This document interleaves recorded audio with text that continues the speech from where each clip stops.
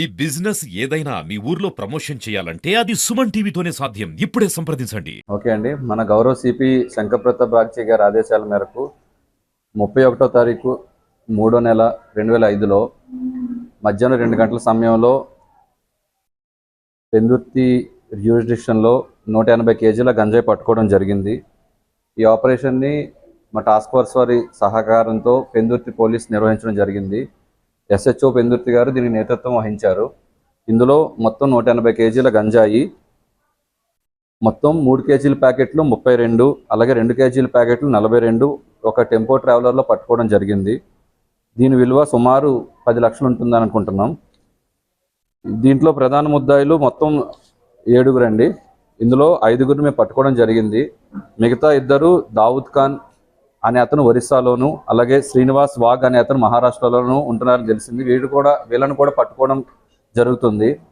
ఇందులో ఈ టెంపో ట్రావెలర్లో 2 ప్రయాణిస్తున్నారు. అజయ్ శ్యామ్ చావన్, సన్ ఆఫ్ శ్యామ్ చావన్, 26 సంవత్సరాల ఏజు. ఇతను మహారాష్ట్ర చెందిన నాసిక్ వాసిగా తెలుస్తుంది. ఇతనే ఈ టెంపోని డ్రైవింగ్ చేస్తున్నాడు. అలాగే అంకిత్ జోషి అనే అతను కూడా ఆ టెంపోలో ట్రావెల్ చేస్తున్నాడు. ఇతను కూడా మహారాష్ట్ర వాసే. ఈ టెంపో ముందు వెళ్తుంటే దీనికి పైలట్గా ముందు 2 బైక్ మీద వెళ్తున్నారండి, వెనకాల 2 వస్తున్నారు. అంటే పోలీసుల నుంచి సేఫ్గా ఉండాలని. ఈ ముందు వెళ్తున్న 2 పేర్లు ఈ దావుద్ ఖాన్ అండ్ ప్రేమ్ కుమార్. వీళ్ళిద్దరూ ముందు బండి మీద వెళ్తున్నారు 2 వీలర్ మీద.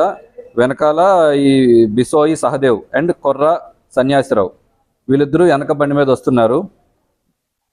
ఈ బిసోయి సహదేవ్ అనే అతను మన ఆంధ్రాకు చెందిన అల్లూరు సీతారామరాజు డిస్ట్రిక్ట్ చెందిన అతను. అలాగే కొర్ర సన్యాసిరావు అనే అతను ముంచింగిపట్టు వాసి, అల్లూరు సీతారామరాజు డిస్ట్రిక్ట్.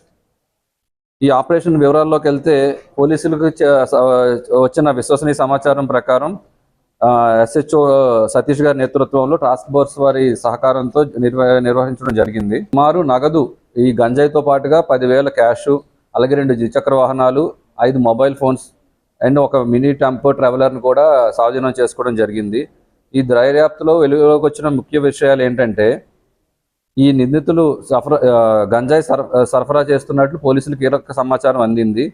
ఇది మనకి ఏఎస్ఆర్ జిల్లాలోని మరియు ఒరిస్సా ప్రాంతాల్లో పండించిన గంజాయిని ప్రధాన నగరాలకు రవాణా చేస్తున్నారు.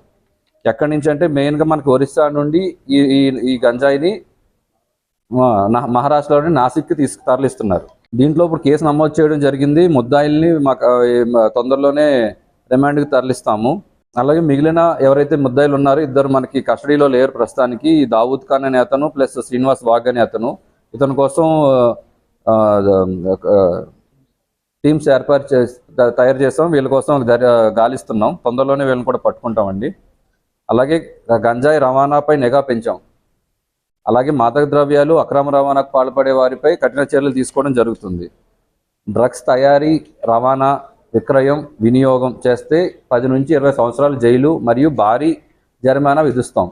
సో దీన్ని దృష్టిలో పెట్టుకుని ప్రజలందరూ సహకరిస్తారని కోరుకుంటున్నాం. అలాగే యువత కూడా ఈ గంజాయి బారిన పడకుండా, డ్రగ్స్ బారిన పడకుండా, వాళ్ళ జీవితం నాశనం చేసుకోకుండా, ఎవరైనా డ్రగ్స్ సేవిస్తున్నా, వినియోగిస్తున్నా, అలాగే అక్రమంగా తరలిస్తున్నా, అలాగే విక్రయిస్తున్నా కూడా 112కి కాల్ చేసి తెలియపరచాలని తెలియజేస్తున్నాం.